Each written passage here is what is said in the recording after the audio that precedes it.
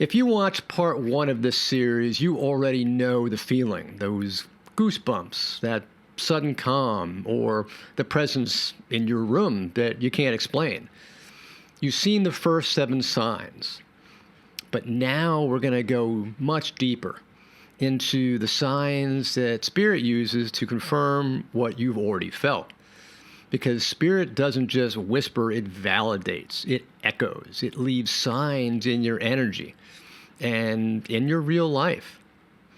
And now, if you didn't see part one of this series describing the first 7 ways that Spirit actually tries to reach out to you, then I highly encourage you to watch it, and you can watch it in the link that I put in the description below. So let's keep going. Here's sign number 8. The tone is loving, wise, and non-judgmental. See, if you've ever heard a voice or a message inside your mind that sounded harsh, critical, judgmental, or even a little bit fearful, I want to let you know that there's something very important here. That's not Spirit. Spirit doesn't guilt you, doesn't put you on a guilt trip, it doesn't shame you, it doesn't talk to you like a frustrated parent does, or maybe a disappointed coach, right? That's your imagination, that's your ego mind, that's your conditioning. Spirit isn't going to lecture you. Your ego mind speaks in shoulds and why didn't you, and brings fear into the room. Spirit, however, Spirit brings love. Spirit whispers, and when it speaks, the tone is always loving, wise, kind, and calm, even when the message is kind of difficult.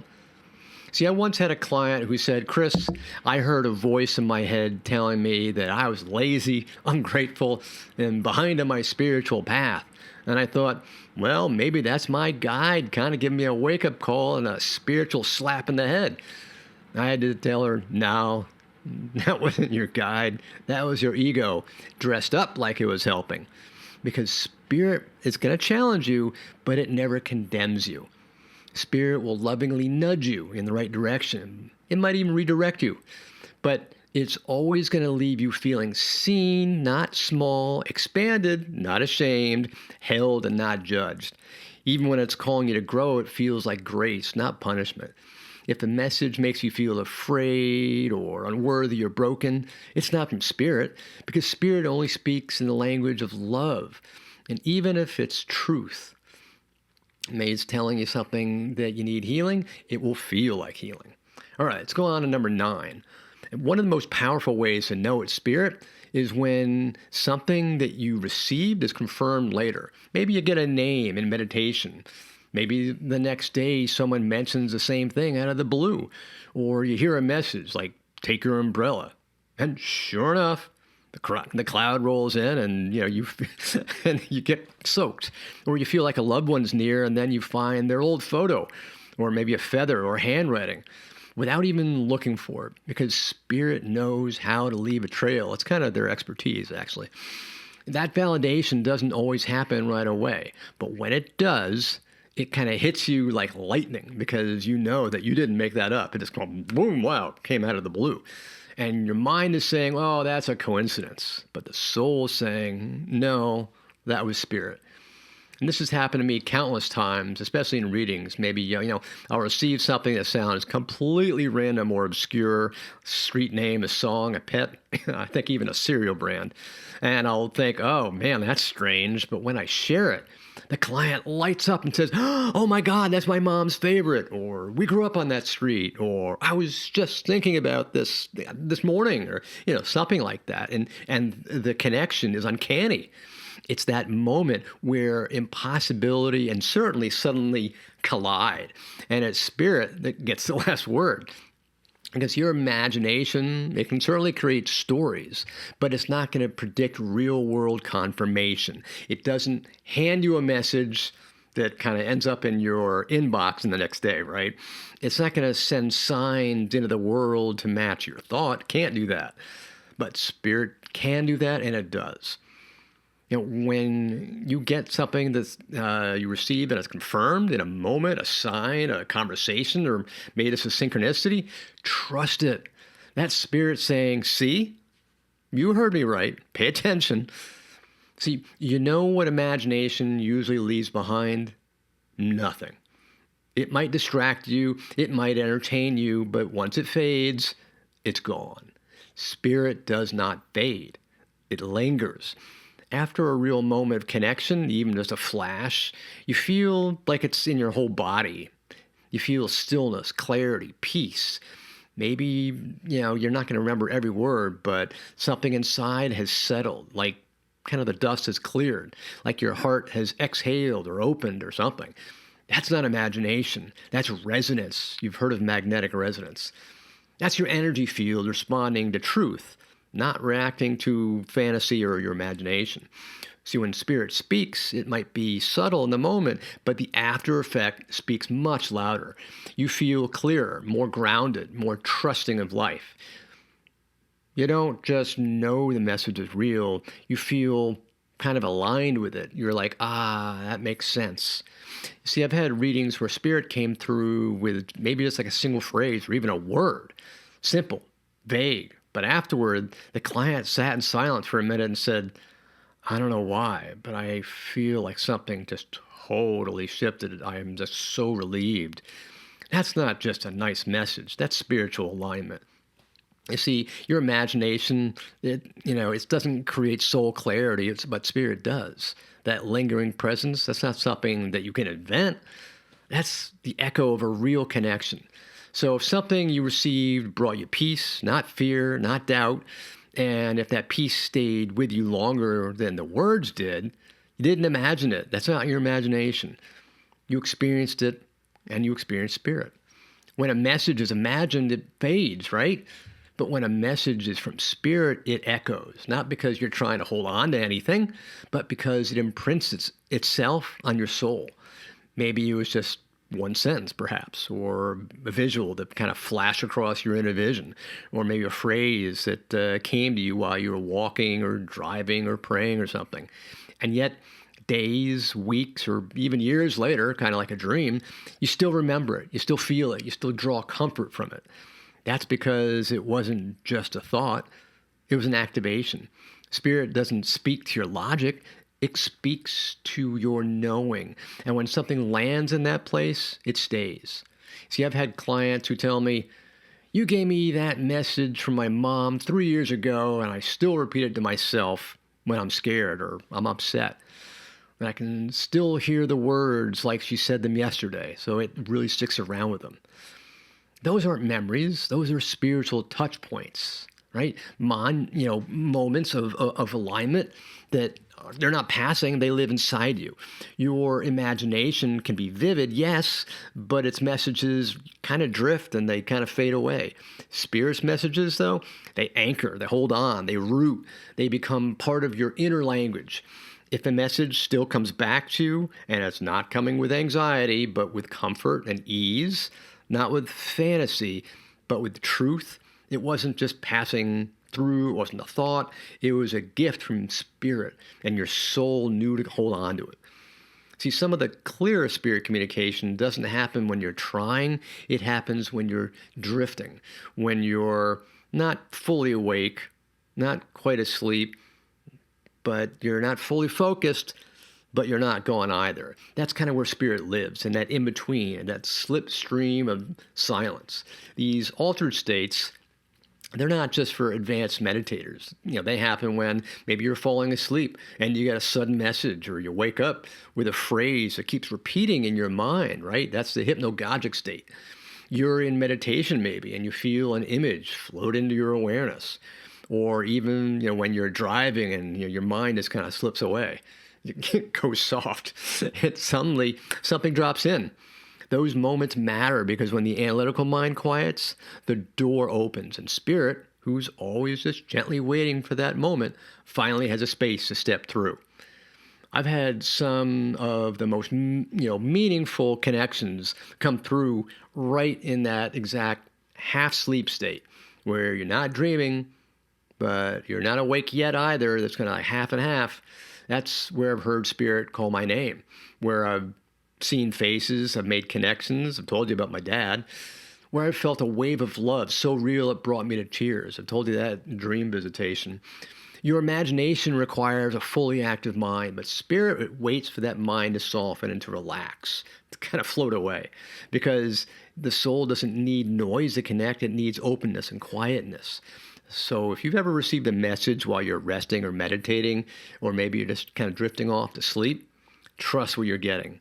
Spirit really uses those quiet spaces to whisper what your busy mind can't always hear because it's so darn loud. Maybe you hear a word in your mind, or then you see the same word on the billboard. Then a friend says it. Then you open a book and boom, there it is again. Is that a coincidence? Maybe once, but not 3 times or 4 times. That's synchronicity. That's one of Spirit's favorite confirmation tools. Because unlike imagination, which stays inside your head all the time and it's always active, Spirit uses the world around you to make the invisible visible to you. Now, let me say that again. Imagination lives in the mind. It's active, whereas Spirit lives in the moment. And that moment, when you hear a song that maybe your loved one adored, right when you were thinking of them, that's Spirit. That time that you asked your guide a question and the answer suddenly appeared on a license plate, or maybe a podcast or a random conversation with a stranger, guess what? That's Spirit. These are what Carl Jung called, quote unquote, meaningful coincidences, events that seem random, but they carry a message for your soul. And it's never forced. You don't go looking for it. It actually finds you. You see, that's why you know it's not your imagination, because imagination can't coordinate all these things. They can't coordinate a butterfly laying in your hand right when you were asking your mom, to step in. Maybe, she was still with you and say, hey, come on in. And when Spirit does, they often are, saying, like, somebody said, like, I asked my dad for a sign and all of a sudden his favorite number showed up. Or, I keep seeing my mom's favorite number everywhere. Maybe I saw it on a dream. That's not you making things up. That's Spirit's weaving a thread between your heart and the divine. It's just remember, right? There's no such thing as coincidences, only synchronicities, only perfectly timed whispers from Spirit, waiting for you to notice. When the same sign shows up again and again and again, uninvited, unmistakable, and totally undeniably perfect, you're not imagining it. You're remembering how Spirit speaks. That's beautiful synchronicity. Maybe you hear a voice, you see a flash of an image, feel a wave of emotion, all in the same moment. That's not your imagination. That's Spirit coming through fully. See, your intuitive gifts, your clairvoyance, your clairaudience, your clairsentience, and all the like, they are kind of like a spiritual radio receiver. And sometimes when the connection's clear and strong, more than one turns on at once. You're going to start using more, right? That's sort of a signature move of Spirit. That's another way to do it. Because imagination tends to stick with just one mode, usually visual. But Spirit goes multidimensional. Imagine you're in a meditation and you see your grandmother's face. And maybe you hear her voice saying your name or something. And suddenly, maybe you feel her hands wrapped around yours. That's Spirit. That's not you making something up. See, I've had those moments in readings where I'll smell cigar smoke, and then I feel this heavy fatherly presence behind my right shoulder over here. And, I hear the name Tommy whispered in my inner ear. None of it's coming from me. It just sort of arrived all at once, right? Layered like music and surround sound all over the place. Your imagination can be vivid, but it's not going to do that. Spirit speaks in symphony, right? And when you're tuned in, even briefly, you become that instrument, and they use you. So here's the thing that most people don't realize. Your ego mind just doesn't want to believe in Spirit. Because if it's not coming from your own mind, that means your mind is not in control. And to the ego, losing control feels like a threat to its very survival. So it's going to cling tighter. It casts doubt. It whispers, oh, you must be making this up. But that voice, that can't not be Spirit. That's got to be fear when you're hearing that. When more than one of your spiritual senses comes alive all at once, that's when you know you're not imagining it. You're receiving deeply and clearly because you weren't asking for a sign. You weren't even thinking about Spirit. And yet, all of a sudden, you're doubting yourself. A feather falls, a specific name appears, a message kind of hits your heart at the exact moment you needed to hear it. That's just not chance. That's not imagination. That's spirit with absolutely perfect timing coming in. So just know your ego mind versus spirit. Because unlike your imagination, which tends to kind of wander, ramble, or maybe reflect your own mood, spirit shows up with precision. It feels like an invisible hand reaching into your life and saying, here, this is for you. Maybe it's a line in a book. Perhaps it's a line or a lyric in a song, a stranger's word that mirrors the very question you just asked in silence. And you feel it kind of in your bones. That wasn't random.